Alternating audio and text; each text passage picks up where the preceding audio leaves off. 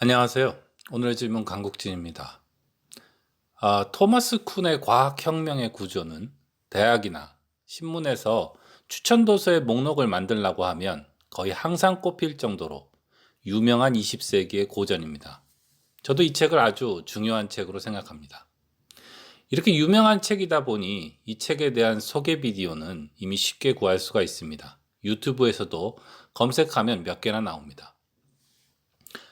하지만 그런 비디오를 몇 개 본 결과 저는 그런 소개들이 대단하다고 감탄하기도 하면서 동시에 아쉬움도 느꼈습니다. 제가 감탄한 이유는 그것들이 명쾌하고 재미있게 잘 만든 소개들이기 때문입니다. 그런데도 저는 두 가지가 아쉬웠습니다. 첫째로 그런 소개들이 과학을 마치 종교 같은 걸로 들리게 하는 경향이 있다는 겁니다. 이 책을 소개하면서 결국 과학도 그냥 믿음이야 라는 문장만을 사람들에게 전달해 준달까요? 하지만 이래서는 과학의 의미를 훼손하는 것에서 멈추게 됩니다. 우리가 그런 걸 배우려고 과학혁명의 구조를 읽는 것은 아니라고 믿습니다. 둘째로는 그러한 소개들에서는 현대를 살아가는 우리가, 특히 과학을 전공하지 않는 사람들이 이 책을 왜 읽어야 되는가에 대해서 의견이 없거나 매우 약하다는 겁니다. 과학사에 대한 이 책을, 서양에서 반세기 전에 나온 이 책을 과학자도 과학사가도 아닌 사람들은 지금 왜 읽어야 할까요? 그냥 유명하니까? 과학에 대한 맹신을 깨기 위해서? 그래서 오늘은 토마스 쿤의 과학혁명의 구조는 어떻게 읽어야 하는가에 대해서 말해보겠습니다. 먼저 이 과학혁명의 구조란 어떤 책인가에 대해서 간단한 소개를 해보겠습니다.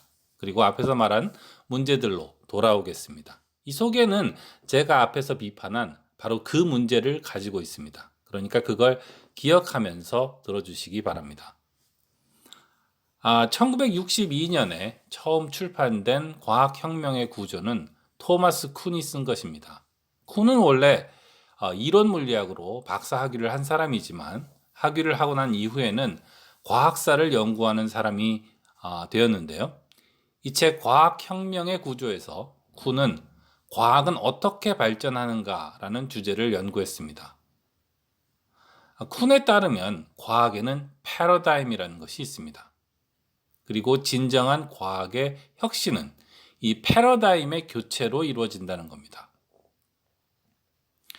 그렇다면 이 패러다임이라는 게 무엇인가 하는 점이 핵심적 질문일 텐데요. 이 질문은 오늘의 녹음에서도 핵심적 질문이기도 합니다.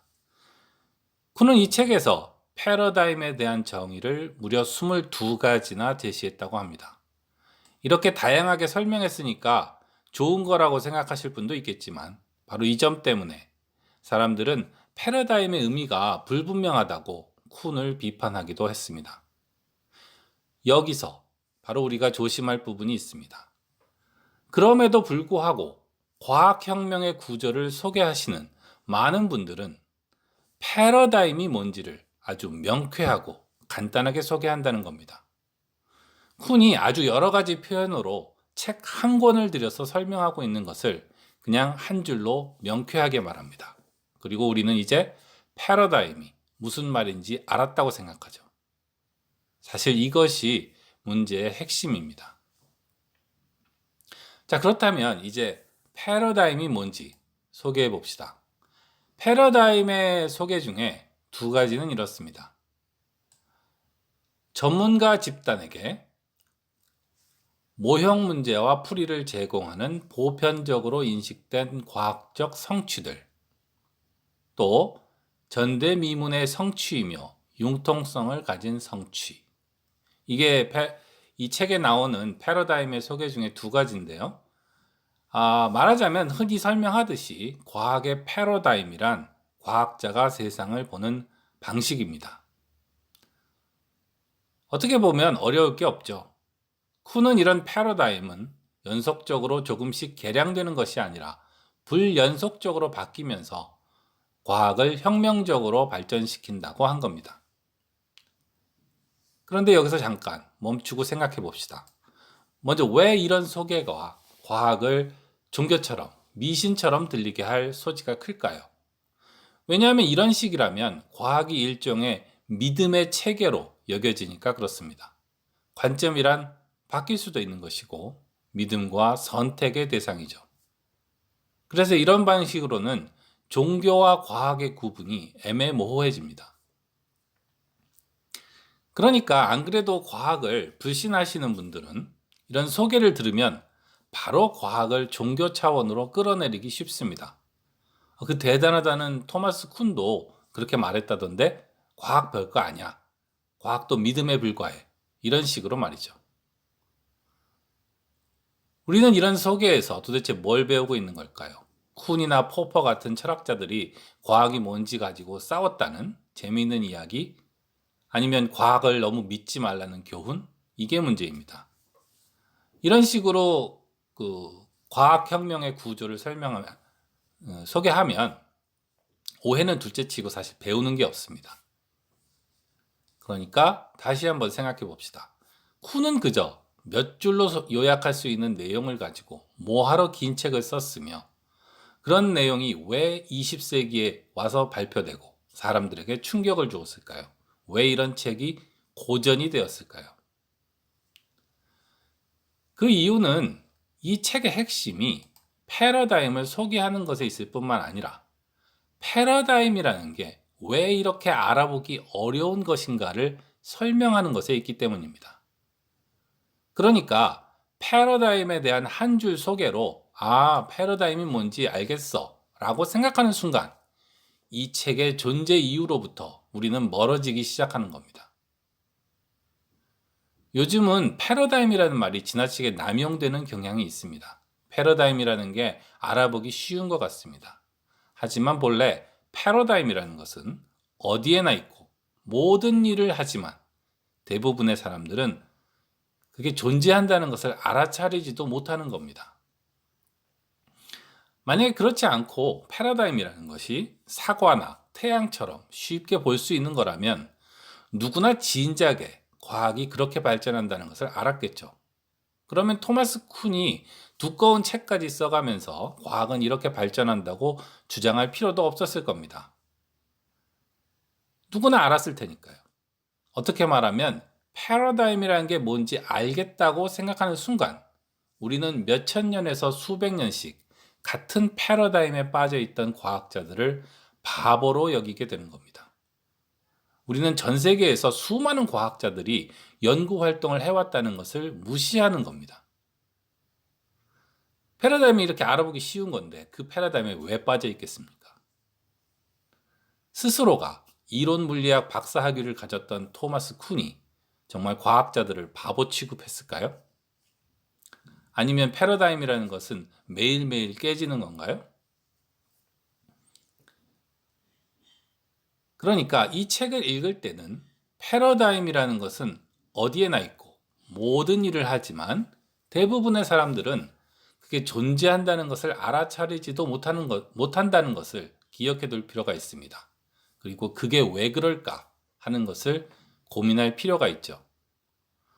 설명을 생략하고 몇 가지 이유를 제시해 드리면 그것은 패러다임은 너무 크고 복잡하며 너무나 기본적이고 반복되어 행해진 것이며 기성사회가 우리에게 주입한 것이기 때문입니다. 이게 다 무슨 뜻인가를 설명하게 되면 이야기가 점점 더 길어집니다. 그래서 바로 토마스 쿤은 두꺼운 책을 쓸 필요가 있었던 겁니다. 그래서 이에 대해서는 간단히 몇 마디만 해보겠습니다. 패러다임은 우리가 그 안에 있을 때는 그게 뭔지가 전혀 보이지 않습니다. 우리는 그냥 당연한 일을 하고 있다고 생각할 뿐입니다. 패러다임의 좋은 예로 말해지는 고전역학의 시대, 그러니까 뉴턴역학의 시대죠. 이런 시대에 과학자들은 우리는 고전역학의 패러다임을 따르고 있어 라고 생각하지는 않았습니다. 고전역학의 시대에 과학자들은 그저 과학을 했을 뿐이죠.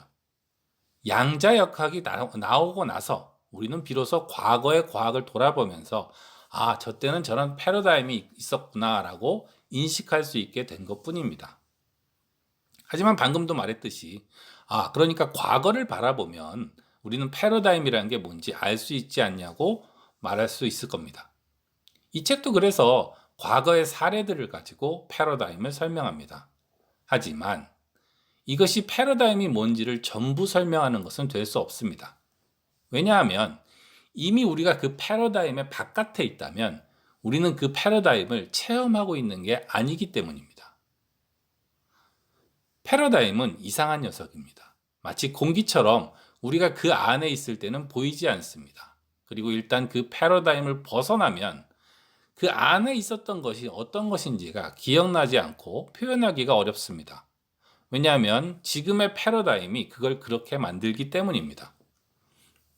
이래도 저래도 패러다임이 뭔지는 알기 어려운 겁니다. 우리는 오직 패러다임들 간의 경계에 있을 때 그것들을 잠시 느낄 뿐입니다.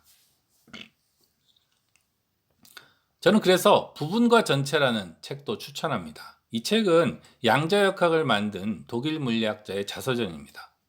그런데 이 책은 과학에 대한 책일 뿐만 아니라 어떤 고전역학의 패러다임에서 양자역학의 패러다임으로 움직여가는 그 시대를 중심에 있었던 사람의 심리적이고 철학적인 기록이기도 합니다.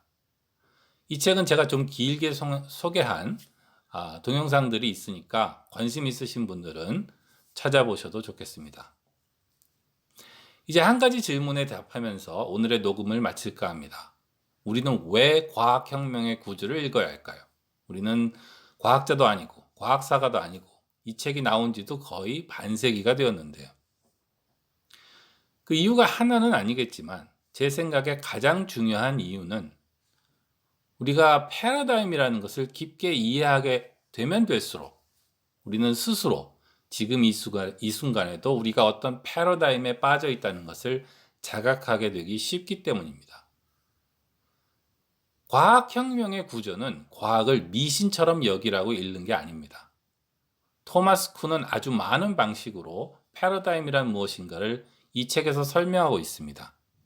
오늘을 사는 우리가 이 책을 읽으면서 얻을 수 있는 최고의 성과는 스스로의 패러다임을 흔들고 인식하는 체험을 얻는 겁니다.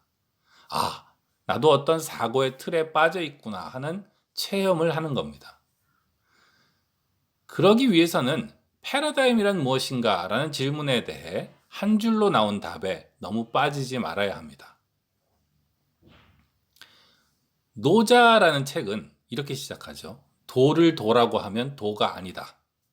마찬가지로 패러다임에 대한 여러 가지의 명쾌한 소개들도 아마 다 옳은 말들일 겁니다. 하지만 패러다임의 전부를 표현하지는 못했습니다. 저는 이것이 쿤이 이 책에서 22가지나 되는 패러다임의 정의를 도입하게 된 이유라고 생각합니다. 패러다임이라는 말은 요즘 선전이나 과시를 위해서 너무 남용되고 있습니다. 그다지 대단한 변화도 아닌 것도 뭐뭐뭐의 새로운 패러다임 이런 식으로 말하는 경우가 많기 때문입니다. 너무 많이 쓰다 보니 사람들은 깊은 생각도 없이 자신이 패러다임이라는 것이 뭔지 안다고 생각하는 경우가 많습니다. 이래서는 과학혁명이 패러다임의 교체로 이루어진다는 말의 의미가 흐려지게 됩니다. 그리고 과학혁명의 구조를 읽는 보람도 별로 없게 될 것입니다. 오늘은 여기까지 하겠습니다. 들어주셔서 감사합니다. 오늘의 질문 강국진이었습니다.